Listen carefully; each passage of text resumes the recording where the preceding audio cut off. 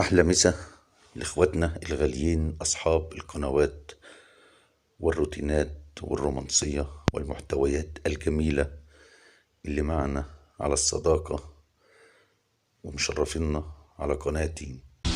بقالي كتير وانا بعافر، بقول حنساك ومش بنسى، بحاول اعيش ومش قادر، في بعدك في حاجات ناقصة.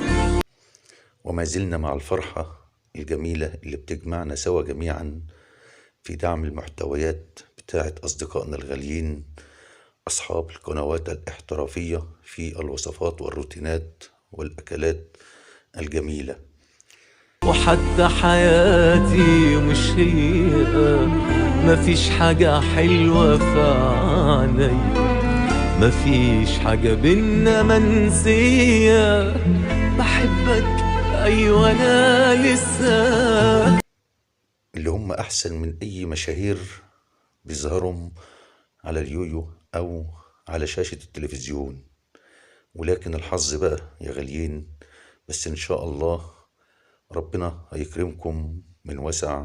وليه انت الوحيد بالذات، حموت واحكي له انا حكايات، الله يجازي الذكريات، انا بعدك بعيش مكسور، ويوم عن يوم حياتي تضيق، وما بيكملش اي طريق.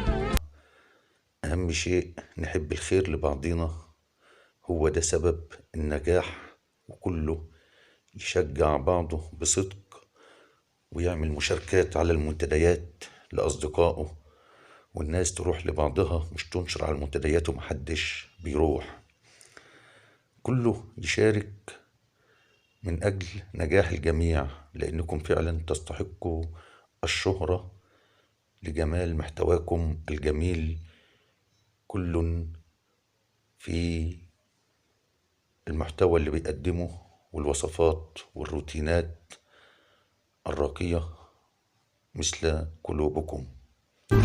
ويوم عن يوم حياتي تضيق، وما بيكملش أي طريق، كلامي لو زمان ضايقك، فأنا كنت أكيد معذور. حتى كمان محتويات الرومانسية الجميلة اللي كلها إحساس ورقة، وأصحابها طبعا يعني عاملينها للتسلية، لكن قنوات جميلة فعلا تستحق المشاهدة. وليه انت الوحيد بالذات، حموت واحكي له انا حكايات، الله يجازي الذكريات، انا بعدك بعيش مكسور، ويوم عن يوم حياتي تضيق، وما بيكملش اي طريق. فشكرا لوجودكم وتجمعكم جميعا معا، وتحياتي للجميع، كل شخص باسمه وشخصه الكريم، متمنيين لكم كل التوفيق والنجاح إن شاء الله على هذه المنصة اللي بتجمعنا جميعا سوا. تحياتي وتقديري. كلامي لو زمان ضايقك، فأنا كنت أكيد معذور.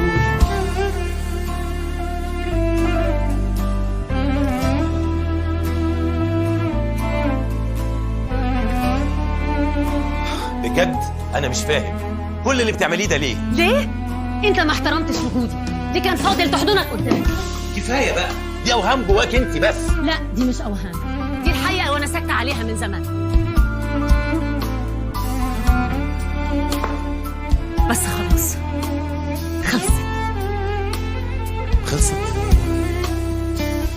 وفاكر حبي والعشرة، حبيبي ولا بقى ناس، لعلمك لسه على فكرة، بعيش على ذكرى إحساسي. نسيتني يعني معقولة؟ طب ازاي قولي بسهولة؟ بلف في دايرة مقفولة، بعاني لوحدي وباتي. ليه انت الوحيد تسأل؟ حبوت واحكيله انا حكايات، الله يجازي الذكريات. انا بعدك بعيش مكسور، يوم عن يوم حياتي جديد، وما بيكملش اي طريق. كلامي لو زمان ضايقك فانا كنت اكيد معذور. بقالي كتير وانا بعافر، بقول حنساك ومش بنسى، بحاول اعيش ومش قادر.